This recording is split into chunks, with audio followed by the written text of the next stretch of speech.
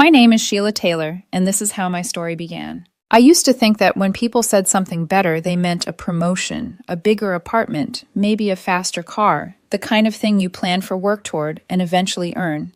I didn't understand that something better could be a person, that I could be a temporary shelter while someone waited for an upgrade. For 6 months, I was that shelter. His name was Wilson Reed, and when we met, everything about him felt electric. He had that effortless charm that made rooms lean toward him, a curated confidence polished by social circles that spoke in trends, optics, and visibility. I was the opposite, structured, grounded. I worked in operations, lived by calendars and systems, believed consistency was a virtue. I thought our differences balanced each other. He said I grounded him. I believed him. In the beginning, he was attentive in bursts, lavish when it suited him, distant when it didn't. I filled in the gaps without realizing it. I organized his chaos. I fixed his tech problems before deadlines. I paid for dinners he forgot his wallet at. When he called himself bad with logistics, I smiled and picked up the slack, mistaking reliance for intimacy. When he kissed my cheek and called me his anchor, I felt chosen. The signs were always there. I just logged them away and told myself they didn't mean anything. There was a Tuesday about 2 months in. A brand deal of his had fallen through. He came over, deflated, scrolling endlessly on his phone while I cooked his favorite dish, something that required patience and attention. I watched the sauce carefully while he sighed dramatically from the couch. "It's just unfair," he said, not looking up. My concept was stronger than theirs. "They didn't deserve you," I replied, stirring steadily. "Their loss." I plated dinner carefully. He photographed it before eating 3 bites. "It's a bit heavy," he said. I ate mine. It tasted like effort. It tasted perfect. Later that night, wrapped in that comfortable post-intimacy quiet, I tried to anchor us to something solid. "There's an immersive art exhibit opening in September," I said.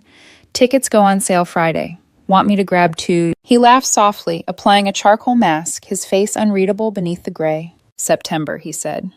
"Sheila, that's basically a century away. Why plan that far? Something better might come along." He said it casually. I laughed with him, pretending it didn't sting. I wanted the label, I wanted the plan, but I told myself I was being mature, flexible, easy. Another data point came at my friend's rooftop barbecue, my people. Engineers, teachers, people who laughed too loudly and meant what they said. Wilson played the role perfectly there, arm around me, charming, attentive, performing. The moment we were alone again, it dropped. "They're nice," I said carefully. "They're settled," he corrected. "There's a difference." Later, when I mentioned my family's summer trip and whether he'd come, his body stiffened. "Labels feel restrictive," he said. "Why can't we just enjoy this?" So I did, or I tried to. I sanded myself down to fit the space he allowed me to occupy blind to the fact he was already shopping for permanent furniture. The invitation to his friend's rooftop party came on a Thursday night. Influencers. PR people. The world he wanted to belong to. He picked out my jacket, adjusted the lapels, told me I needed to look the part. I paid for the ride. I paid for the drinks. I smiled and listened while feeling myself slowly disappear. Near 11, he shivered dramatically. "Can you grab my coat?" he asked. The faux fur, my clutches in the pocket. I headed toward the cloakroom, unaware that I was walking into the sentence that would end everything. The cloakroom was tucked behind a curtain of warm light and soft glass beads, the kind of design meant to feel intimate and exclusive. It was quieter there, insulated from the pulse of music and laughter spilling across the rooftop. I handed the attendant the claim ticket Wilson had given me, my fingers brushing the stiff paper as if it might anchor me to something real. As the attendant turned away, the noise from the party dipped, not fully, just enough, and in that narrow pocket of half-silenced voices sliced through the bead curtain behind me. A woman laughed. Light, sharp, practiced. Lena's voice, one of Wilson's friends, the kind who always spoke like she was mid-podcast. So she said, dragging the word out, "Are you and Sheila, official now?" It's been, 6 months? That's practically a marriage in influencer time. My hand froze in midair. The ticket was still between my fingers, suspended. The attendant hadn't come back yet. I could have stepped forward. I could have cleared my throat. I could have made noise. Instead, I stood there. There was a pause, a breath. And then Wilson laughed. "God, no." The words landed with startling clarity, like a glass breaking somewhere inside my chest. "No," he continued, his tone casual, amused. "She's just someone I'm seeing until something better comes along." The laughter that followed his Lena's was easy, comfortable, as if he'd just made a clever observation instead of a confession. My blood didn't rush. My heart didn't pound. Everything inside me went still the way it does when you finally hear the truth you've been circling for months but refusing to name. She's sweet, Wilson went on. Really dependable. Pays for stuff. Never complains. And the sex is fine. Consistent. A pause, then the clincher. But come on. Operations manager. She budgets for fun. Her idea of a good night is board games. She's placeholder material. Comfortable. Boring. Each word was clean, precise, surgical. Lena made a thoughtful sound. So you're just using her. It's not using, Wilson corrected smoothly as if explaining something obvious. It's strategic positioning. Everyone needs a stability base camp before they summit the real peak. The beads shimmered slightly as someone brushed past them. The attendant cleared his throat behind me, holding out the ridiculous faux fur coat. The world snapped back into focus all at once. The cool air against my arms, the weight of the coat in my hands, the faint citrus scent of Wilson's cologne lingering on the fabric. I felt nothing. No rage, no heartbreak. Just a quiet, clinical clarity, as if a final data point had clicked neatly into place. I handed the coat back to the attendant. Sir, he said, politely confused. The other coat. She can get it herself, I said. My voice didn't shake. It didn't rise. It sounded distant even to me, like it belonged to someone else entirely. I took my own jacket from the rack, a simple wool blend Wilson had once dismissed as too serious, and slipped it on. I didn't look through the beads. I didn't wait to see his face. I didn't give him the dignity of a scene. I walked out. Not fast, not slow, just forward. The night air hit me as I stepped onto the street below, cool and clean like water after holding your breath too long. Behind me, the rooftop glowed with warm light and curated laughter, his future circles spinning on without me. I didn't belong there, and for the first time I understood that wasn't a failure. It was freedom. The placeholder had vacated the position. I didn't go home. I drove instead past familiar streets, past the apartment we shared, to a business hotel near the airport. Anonymous. Neutral. The kind of place designed to forget you the moment you checked out. That was exactly what I needed. In the room, I set my phone on the desk. It lit up immediately. Wilson, Wilson, Wilson. Call after call. I watched the screen flash, feeling oddly detached, like a systems analyst observing a malfunction from a safe distance. On the 10th call, I answered. Sheila, he snapped before I could speak. What the hell? Where did you go? My coat's gone. My code's in the pocket, and the Uber surge is insane. Are you throwing some kind of tantrum? There was no guilt in his voice, no concern, just irritation at inconvenience. I didn't explain, I didn't argue. Finding something better, I said, and ended the call. The click of disconnecting was final, satisfying. I powered the phone off completely. The silence that followed wasn't empty. It was peaceful. The morning arrived without ceremony. No pounding headache, no tear-soaked pillow, just pale light leaking through the hotel curtains and the low hum of traffic outside, a neutral, steady sound that matched the clarity in my head. Whatever grief I might have felt had been processed in advance, prepaid in months of quiet compromise. What remained was procedure. I checked out before breakfast. By 8:30, I had a burner phone in my purse and a new number memorized. By 9:15, I was parked 2 blocks from the apartment Wilson and I had shared, watching the building with the calm focus of someone preparing a controlled demolition. I knew his habits. Thursday nights meant late parties. Friday mornings meant sleeping until noon, curtains drawn, phone on silent. I went in at 10. The door opened with my key, the lock clicking softly behind me, like it was sealing a chapter. Inside the apartment smelled faintly of his cologne and last night's takeout. Sunlight caught on the framed photos lining the hallway, our smiles curated into a narrative that now felt fraudulent. The throw pillows he'd insisted on. The art prints chosen for how they photographed, not how they felt. I didn't linger. I went straight to the spare room, the one he'd called my control center, and rarely entered. It was the only space that still felt like me. My hiking boots, my books, my grandfather's old watch.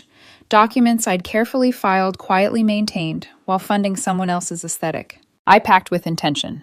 3 suitcases, no more, no less. I left behind every gift he'd ever given me, the designer scarf, the novelty mug, the perfume that smelled like an aspirational stranger. None of it belonged to me. None of it ever had. I logged into the utilities account on my laptop and removed my name. Electricity, internet, streaming services. One by one, the ties severed cleanly without commentary. I placed my key on the kitchen counter beside the empty coffee pot I'd always filled for him in the mornings. No note. Notes were for negotiations. This wasn't one. By noon, I was gone. My new apartment was across town. Modern, sparse. One bedroom, one lease, my name alone on every page. I unpacked only what I needed, setting my laptop on the bare desk, hanging my jacket in an empty closet. The quiet there was different, intentional, not hollow. I turned on the burner phone. The backlog of messages from my old number, forwarded temporarily loaded in a cascade that would have been comical if it weren't so revealing. Wilson, 11:03 p.m. That wasn't funny. I had to pay $90 for an Uber. You owe me. Wilson, 11:47 p.m. Okay, fine. You're mad. I get it. Come home so we can talk like adults. Wilson, 2:14 a.m. Sheila, I'm worried now. This isn't like you. Are you safe? Please answer. Wilson, 8:30 a.m. Did you crash at Claire's? Tell her I say hi. Wilson, 9:15 a.m. My key isn't working. Did you change the locks? What is wrong with you? Wilson, 10:05 a.m. I'm looking through the window. Where are all your things? What is happening? Call me. I archived them all. Data points in a closed case. A week passed in a strange, luminous calm. I went to the gym. I slept deeply. I saw my friends and told them the stripped-down version facts without embellishment. There was no debate. No one defended him. One friend hugged me longer than usual. Another brought over food and didn't ask questions. My work thrived. Without the constant drain of emotional labor and financial sponsorship, my focus sharpened. I poured myself into a complex systems integration project that had stalled for months. Decisions came faster. Solutions clicked. The quiet helped. 3 months after the rooftop, my manager called me into her office. The client's thrilled, she said, smiling. The efficiency gains are exceptional. We're promoting you to senior operations lead. There's a significant raise and a bonus. I thanked her, feeling something solid settle in my chest. This success was mine, unshared, unleveraged. The karma for Wilson arrived not as a spectacle, but as a series of leaks filtered to me through mutual connections I no longer depended on. A message from Aaron, a neutral acquaintance in tech. Hey Sheila, hope you're good. Weird thing.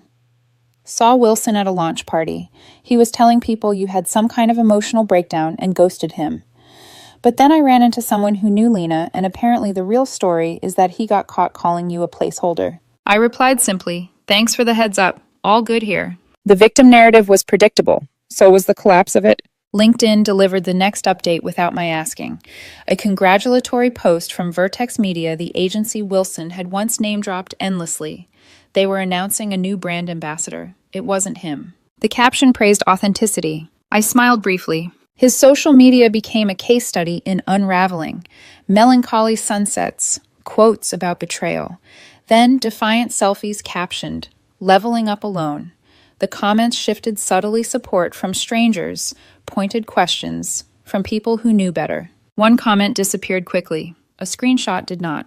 Peace, I learned, wasn't the absence of noise. It was the presence of a quiet so deep you could finally hear yourself think again. The first attempt to pull me back didn't come from Wilson. It never does. It came a week after the messages stopped from a number I didn't recognize. I answered out of habit, not hope. Sheila, hi, it's Lena. Her voice was artificially warm, stretched thin with concern that didn't quite reach sincerity. I pictured her pacing phone pressed to her ear, already convinced she was doing something noble. I'm calling because Wilson is not okay, she continued. He's really hurting. We're all worried about him. I said nothing. Silence has a way of unsettling people who are used to performing. He told us there was a misunderstanding at the party she rushed on, that you overheard something out of context and just left. He said he was drunk and said something stupid. Haven't you ever said something you didn't mean? I let the pause linger just long enough. Lena, I said calmly, you asked the question. She faltered. I could hear the recalibration happening in real time. Well, yes, but it was private girl talk, she said. You weren't meant to hear that. I was getting his coat, I replied. The coat he asked me to get. Another pause, this one heavier. If he's upset, I continued my tone, even it's not because I left. It's because I didn't stay. She exhaled sharply. You're being really cold about this. No, I said, I'm being accurate. I ended the call before she could regroup. That was the pattern. Concern masquerading as accountability. Sympathy weaponized to restore a system that no longer benefited me. The next messenger arrived 2 days later, Wilson's sister, Marianne. Her message was longer, carefully structured, a masterpiece of moral pressure. He's not eating. He's barely sleeping. This breakup has devastated him. I know he said something careless, but throwing away 6 months over one comment feels extreme. You were always the mature one. Please don't let pride ruin something good. I read it once. Then I archived it. Being labeled the mature one had always meant being the one expected to absorb damage quietly. I refused. Wilson tried again himself, this time from a new number.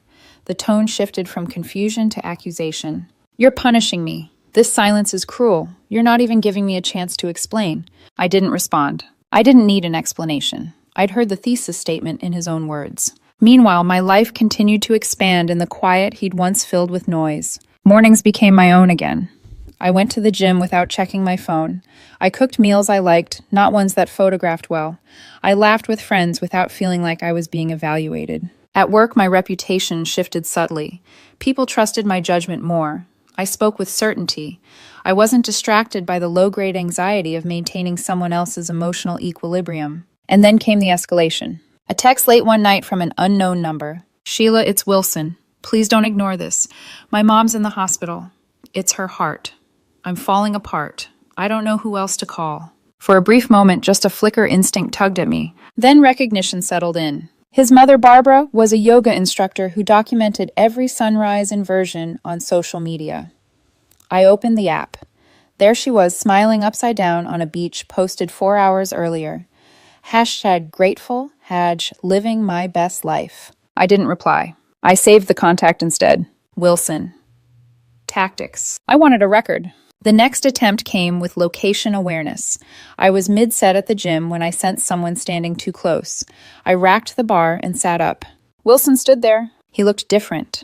Thinner. Sharper. The effortless polish had dulled into something brittle. He crossed his arms, leaning in like proximity alone could reassert control. You think you can just disappear? He hissed, keeping his voice low. After everything I did for you. I took a slow sip of water. You're blocking the rack, I said. His eyes flashed. Look at me when I'm talking to you. A few heads turned. I stood not towering, not aggressive, just present. I'm sorry you feel that way, I said. It wasn't an apology. It was a wall. He seized on it anyway. I knew it. You admit it. You overreacted. It was a joke, Sheila. You weaponized a private conversation. The conversation defined the relationship, I replied. I just accepted the terms. I put my headphones back on, lay down, and finished my set with perfect form. When I sat up again, he was gone. The silence he left behind felt earned. The siege didn't end there. It simply changed tactics. A week later, my office phone rang. My assistant buzzed in. There's a Barbara Reed on the line, she said. She says it's personal. I almost smiled. Put her through. Barbara's voice was honeyed, layered over steel. Sheila, sweetheart, I'm calling about Wilson. He's not himself. This separation has been so hard on him. Oh. I let her talk. Let the narrative unfold. He made a mistake, she said. We all do. But what you're doing, this silence, it's cruel. You were always the stable one. He needs that stability now. There it was. The request to return to my post.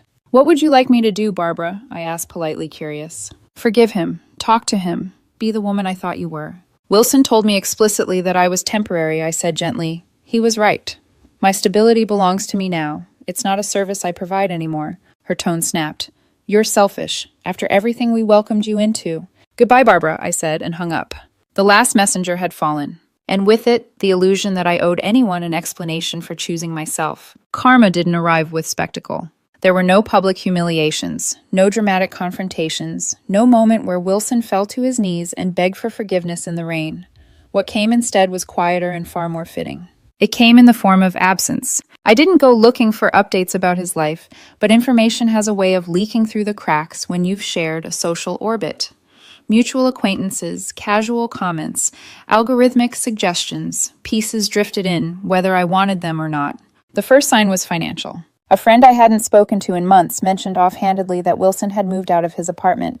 Not upgraded, not relocated for a better view. Downsized, quietly. The way people do when a budget that was once subsidized suddenly has to stand on its own. Then came the professional unraveling. Vertex Media.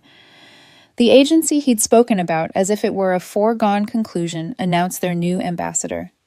It wasn't him. The press release praised consistency, integrity, and authentic engagement, words that looked impressive on a screen and devastating in contrast. Wilson's social media tried to compensate. There were posts about new beginnings, about realignment, about outgrowing people who can't meet you where you're going. Each caption read like a resume for an identity he hadn't secured. The likes were there, but thinner. The comments shorter, the questions sharper. Someone asked why he wasn't at the Vertex launch. The comment disappeared. The screenshot didn't. Meanwhile, my life settled into a rhythm that felt almost indulgent in its calm. I woke up early, not because I had to, but because I wanted to. I trained consistently. I cooked meals that tasted good instead of photographing well. I saw friends without mentally calculating whether Wilson would approve of the venue or the guest list. At work, the momentum continued. The project I'd taken over became a flagship case study. Efficiency metrics climbed. Clients requested me by name. For the first time in years, I felt like my competence existed independently of someone else's validation. My promotion became official, then visible. People congratulated me, not in the performative way of social media, but in the quiet, respectful way of colleagues who'd watched me earn it. Wilson noticed. A message came through the burner phone late one evening. I saw your promotion post. I always knew you were capable of amazing things. I didn't respond. Praise from someone who'd benefited from my labor without acknowledging its value felt hollow now. Then the stories shifted. According to one version, I'd had a breakdown. According to another, I'd been controlling. In the most creative iteration, I'd been emotionally unavailable and unable to handle his ambition. Each narrative contradicted the last. Truth doesn't need revision. The most telling update came from my former landlord, Mr. Hahn, who called to confirm my change of address. All settled, Ms. Taylor, he said. You're no longer on the lease. Mr. Reed has assumed full financial responsibility. There was a pause. He's been late twice already, Mr. Hahn added, almost apologetically. And there have been complaints about noise. I'm sure he'll figure it out, I said. The phrase carried no hope, no malice, just detachment. When I hung up, I looked around my apartment, clean, quiet, intentionally sparse. The only sounds were the low hum of my computer and the city breathing in the distance. For the first time, the ledger felt balanced. I wasn't waiting for closure. I wasn't waiting for an apology. I wasn't waiting for him to understand what he'd lost. I already knew. The consequences were unfolding exactly where they belonged. Not in my life. In his. The first direct breach of my new boundaries came 3 months to the day after the rooftop. The timing wasn't accidental. It never is with people like Wilson. They sense when the door has fully closed, when the absence they assumed was temporary becomes permanent. That's when panic sets in. The text came from an unknown number. Sheila, it's Wilson. Please don't ignore this. My mom's back in the hospital. It's serious this time. I'm a mess, and I'm completely alone. I don't know who else to call. I really need you. I stared at the screen not with concern, but with recognition. I didn't reply. Instead, I opened social media. There was Barbara Reed 4 hours earlier, balanced effortlessly in a handstand on a beach, smiling, radiant. Hashtag blessed, hashtag strong heart, hash sunrise practice. I set the phone down. I didn't block the number right away. I saved it. Wilson, escalation phase. I wanted to observe the pattern. The second attempt arrived 2 days later and carried a location tag. My gym. I was midway through my bench set when I felt that subtle pressure of being watched. I racked the bar and sat up, heart rate steady, breath controlled. Wilson stood at the edge of the rack. Up close, the contrast was startling.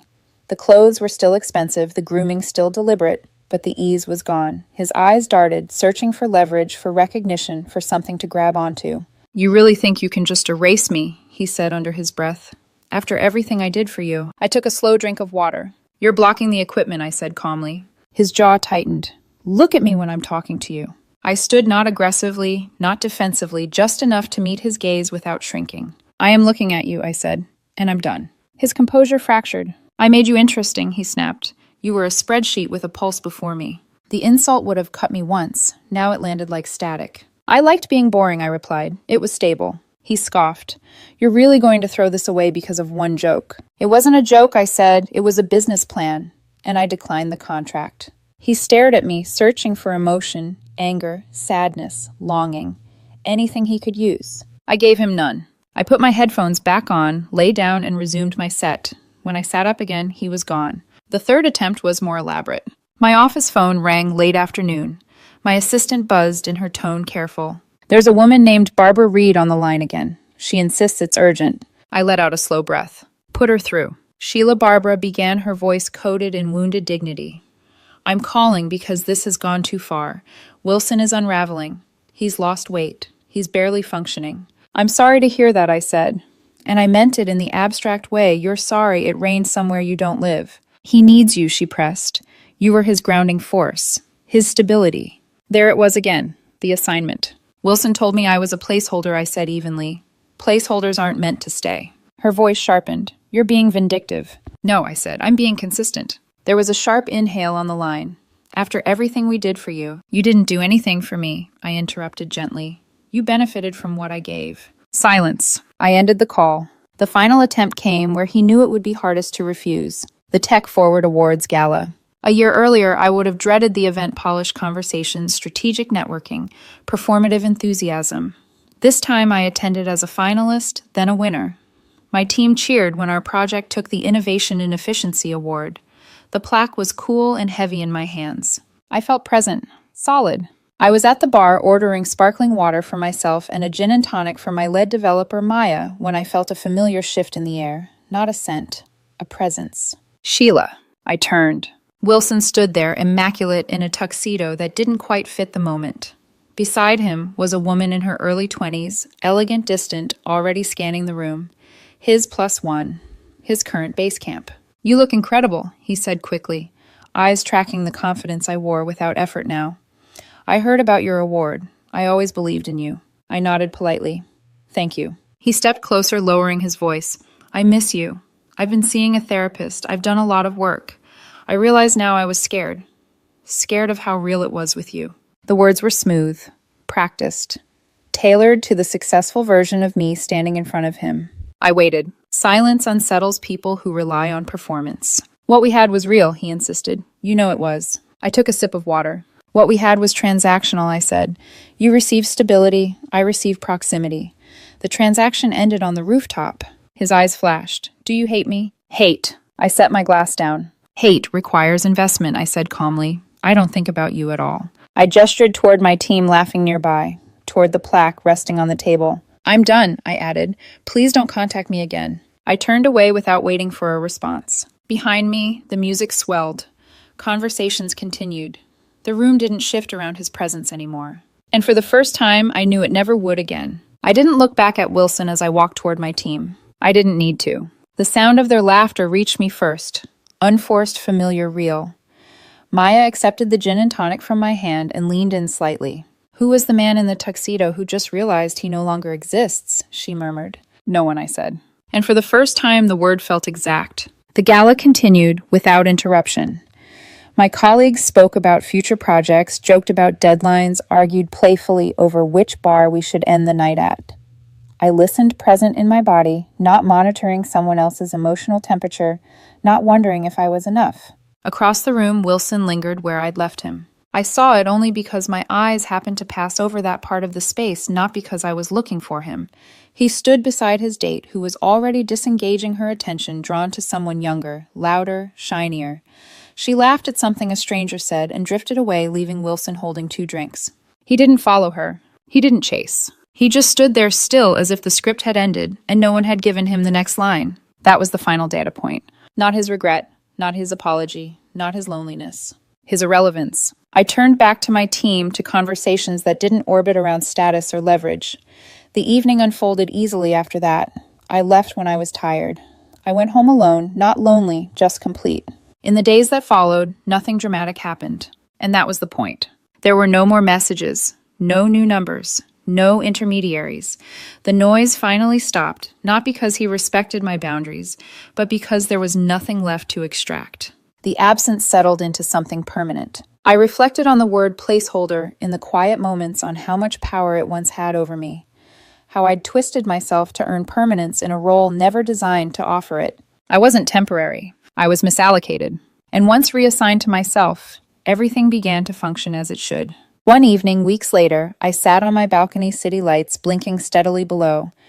My phone buzzed with a notification, not a message, not a memory, but a calendar reminder for a weekend hiking trip I'd planned months in advance. Something better. Not a person, not a status upgrade. A life that didn't require me to audition for a place in it. Wilson became what he had always feared being: a footnote, a line item in a closed report, a lesson learned early enough to matter. I didn't wish him harm. I didn't wish him redemption. I wished him exactly what he'd once offered me: temporary relevance. The night was quiet, the air cool, the world expansive. And for the first time, I knew with certainty that I had never been the placeholder. I had been the foundation. The weeks after the gala slipped by without friction. No late-night spirals, no second-guessing, no emotional aftershocks waiting to ambush me in quiet rooms. What surprised me most wasn't how much lighter I felt, but how ordinary the peace became once I stopped questioning whether I deserved it. Life didn't transform into a highlight reel. It simply worked. Mornings began without urgency. I woke before my alarm, not because I was bracing for someone else's needs, but because my body had finally relaxed into a rhythm of its own. I drank coffee on my balcony and watched the city wake up, thinking about the day ahead without mentally budgeting my energy for someone else's instability. At work, my confidence had sharpened into something steady and reliable. I was invited into rooms where decisions were made. My opinions weren't just heard, they were acted on. When problems arose, I didn't doubt myself. I solved them. Success, I learned, felt very different when it wasn't being siphoned off to fund someone else's narrative. On a quiet Sunday afternoon, I went hiking alone, something I'd postponed for years because Wilson had always found it inefficient. The trail was challenging and uneven, demanding focus and strength. When I reached the overlook, breathless and flushed, the view opened up vast, uncurated real. That was something better. Not curated affection, not borrowed ambition, not conditional approval. Just alignment. Occasionally, a mutual acquaintance would mention Wilson in passing. The updates were unremarkable. Short-term projects, new faces, old patterns. Nothing that stirred anything in me beyond detached recognition. He had moved on. So had I, but in different directions. One evening, while cleaning out my email, I came across an old draft message I'd never sent months earlier, a carefully worded attempt at explaining my feelings, asking for clarity, requesting reassurance. I read it once, then deleted it. That woman no longer needed permission. I thought back to the night on the rooftop, the beads of light, the laughter, the sentence that had ended everything. At the time, it felt like an erasure. Now I understood it had been a release. Wilson had been right about one thing. Something better did come along. It just wasn't him. It was me, uncompromised, unfiltered, finally occupying my own life without apology. I closed my laptop and stepped out onto the balcony again. The city hummed below, steady and indifferent. I breathed in the cool air, feeling grounded in a